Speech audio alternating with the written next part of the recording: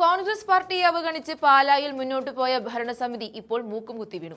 അവിശ്വാസ പ്രമേയം പാസ്സായതോടെ പാലായുടെ ഭരണസാരഥ്യത്തിൽ നിന്ന് ദിയ ബിനു പുറത്തുപോയിരിക്കുകയാണ്.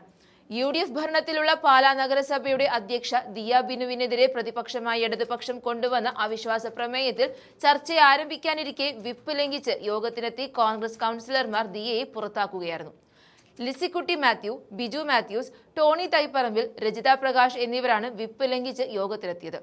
റിയ ചീരാംകുഴി, സെബാസ്റ്റ്യൻ പനിക്കൽ എന്നീ കോൺഗ്രസ് അംഗങ്ങൾ ഹാജരായില്ല. വിമതയായി വിജയിച്ച മായ രാഹുലും അവിശ്വാസ പ്രമേയത്തിൽ ഒപ്പുവെച്ചു. സ്വതന്ത്രയായി വിജയിച്ച അംഗമായതിനാൽ മായ രാഹുലിന് കോൺഗ്രസ് വിപ്പ് നൽകിയിട്ടില്ല. ഇതിനു പുറമെ കേരള കോൺഗ്രസിന്റെ 3 അംഗങ്ങളായ സോണിയ ചിറ്റേട്ട്, ബിജു വരിക്കാനി, സിജി ടോണി എന്നിവർ വിപ്പ് മാനിച്ച് യോഗത്തിൽ ഹാജരായിരുന്നില്ല. മാണി സി കാപ്പന്റെ പാർട്ടിയായ KDPയിലെ പ്രിൻസി സണ്ണിയും ഹാജരായിരുന്നില്ല.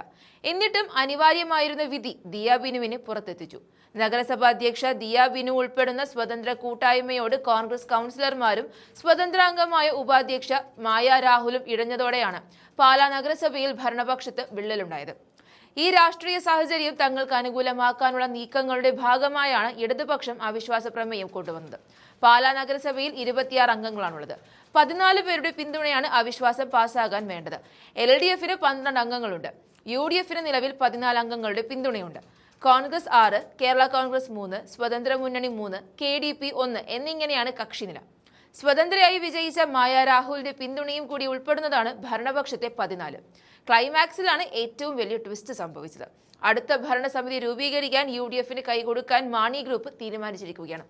ഇതോടെ UDF ക്യാമ്പിലേക്കുള്ള ജോസ് കെ മാണിയുടെ യാത്രയാണ് പാലായിൽ നിന്നും തുടങ്ങിയിരിക്കുന്നത്. നിലവിൽ സംസ്ഥാനത്ത് വമ്പൻ പരാജയമായി മാറി നിൽക്കുന്ന ജോസ് കെ മാണിക്കും പാർട്ടിക്കും കിട്ടിയിരിക്കുന്ന ലോട്ടറിയാണ് പാലാ നഗരസഭാ ഭരണം. CPMന് 2 അംഗങ്ങൾ പാലായിലുണ്ട്. അവർ ഈ നീക്കത്തിനെ എതിർക്കുമ്പോഴും പിന്നോട്ടില്ലെന്നും പാലാ നഗരസഭയിൽ UDFനൊപ്പം നിൽക്കുമെന്നുമാണ് ഇപ്പോൾ ജോസ് കെ മാണിയുടെ മാണി ഗ്രൂപ്പ് കൗൺസിലർമാർ പറയുന്നത്. നിലവിൽ പാലാ നഗരസഭാ ഭരണം കടുത്ത അനിശ്ചിതത്വത്തിലായിരിക്കുകയാണ്. UDFും 3 കൗൺസിലർമാരുടെ സ്വതന്ത്ര കൂട്ടായ്മയും ചേർന്ന സഖ്യമാണ് പുറത്തുപോയിരിക്കുന്നത്. കോൺഗ്രസ് കൗൺസിലർമാർ തന്നെയാണ് UDFന് പാരയായി മാറിയത്. അവസരം മുതലെടുത്ത് ഭരിക്കാമെന്ന ചിന്തയിൽ ചില കളികൾക്ക് CPM പാലായിൽ ഇറങ്ങിയെങ്കിലും മാണി ഗ്രൂപ്പിന്റെ നിലപാടാണ് പാരയായത്. ഭരണ പ്രതിസന്ധി ഉണ്ടാകാതിരിക്കാൻ UDFനൊപ്പം ചേരുകയാണെന്ന് മാണി ഗ്രൂപ്പ് അറിയിച്ചതോടെ ഇടതുപക്ഷം നാണം കെട്ടിരിക്കുകയാണ്. 2020 UDF കോട്ടയായിരുന്ന പാലാ കേരള കോൺഗ്രസ് മാണി വിഭാഗത്തിന്റെ കൂട്ടോടെ LDF പിടിച്ചെടുത്തിരുന്നു. ചരിത്രത്തിൽ ആദ്യമായിട്ടായിരുന്നു LDF പാലായിൽ ഭരണത്തിലേറിയത്. എന്നാൽ ഇക്കഴിഞ്ഞ തദ്ദേശ തെരഞ്ഞെടുപ്പിൽ ഒരു മുന്നണിക്കും കേവല ഭൂരിപക്ഷം ലഭിച്ചിരുന്നില്ല.